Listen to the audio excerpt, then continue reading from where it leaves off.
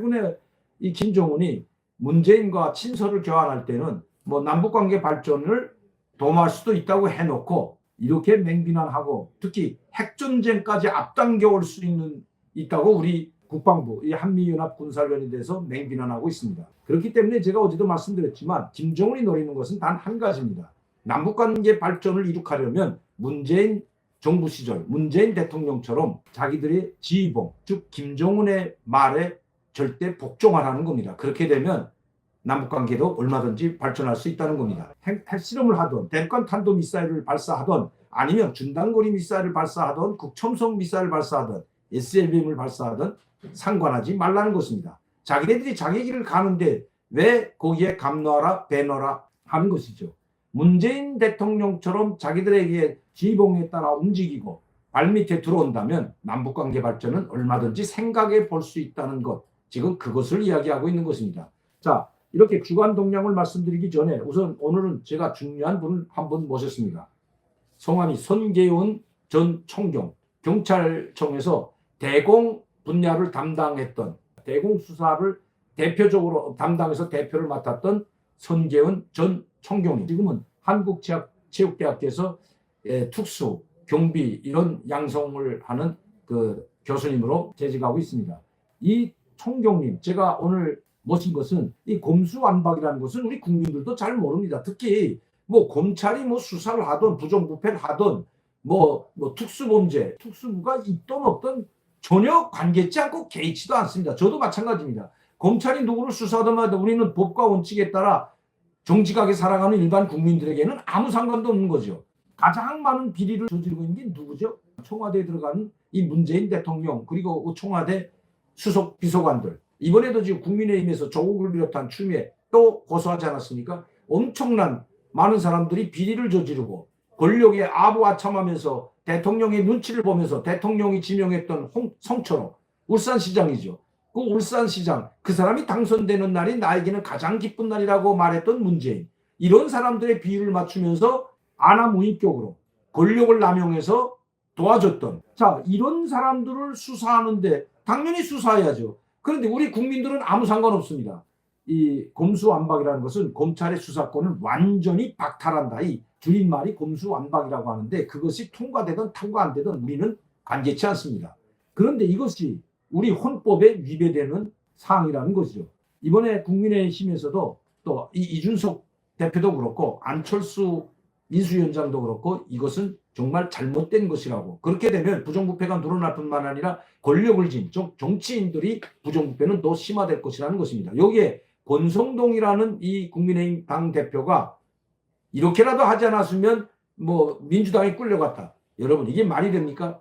여러분들도 아시다시피 이 민주당은 80명, 100명도 되지 않을 때에도 결사항전의 각오로 사상권권, 뭐 자유한국당 시절이든 새누리당 시절이든 국민의힘 이 보수 우파가 정권을 잡았을 때는 김영삼 대통령 시절, 이명박 대통령 시절, 또 이 박근혜 대통령 시절에도 사상권권 막았었던 사람들이 바로 이 사람들입니다. 민주당입니다. 몇몇 의석 되지 않는 걸 가지고도 통과 못해서 쩔쩔거리고 과반이 넘은 보수 우파당은 하나도 통과시키지 못하고 심지어 총리, 장관들을 임명해도 사상권권 물고 늘어지면 박근혜 정부 때도 그렇고 전 정부죠. 이명박 전 정부 시절에도 야당의 눈치를 보느라고 그들을 다 사퇴시켰습니다. 별것 아닌 것 가지고도 사퇴한 사람들이 부지기시죠.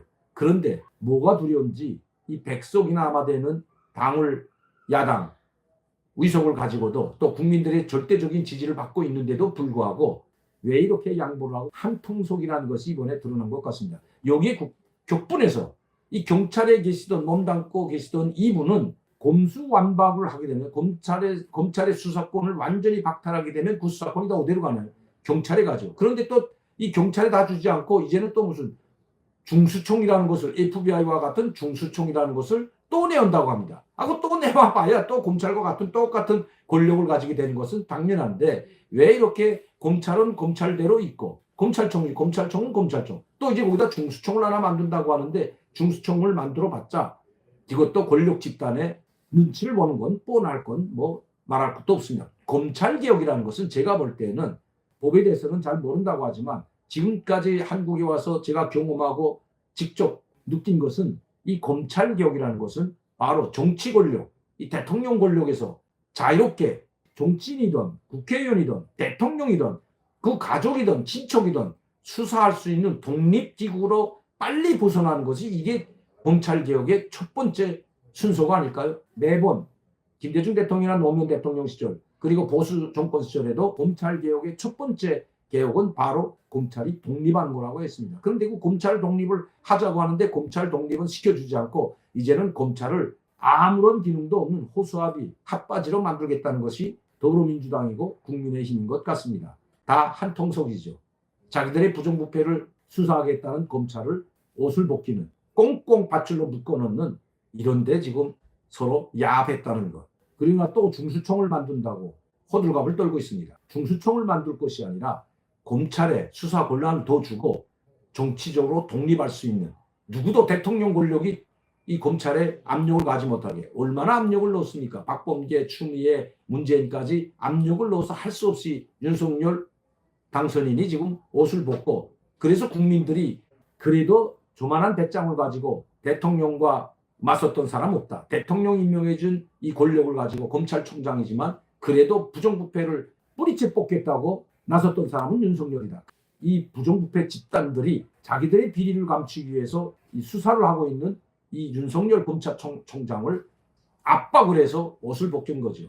2년 동안은 임기가 보장되어 있는데도 얼마나 압박을 이었으면 심지어 고소 고발까지 하고 중징계까지 안을 내는 정말 이 역사 검찰 역사상 이런 적이 저는 보지 못했습니다. 그래서 오늘은 이분을 모시고 한번 그 검수완박 검찰의 완전한 수사권 박탈이라는 것이 어떻게 위헌이 되는지 왜 경찰에 계시던 분이 이 문제에 그렇게 적극적으로 반대하고 나섰는지 이 경찰이라는 데는 좋은 일인데도 불구하고 한번 이야기를 들어보려고 제가 모셨습니다.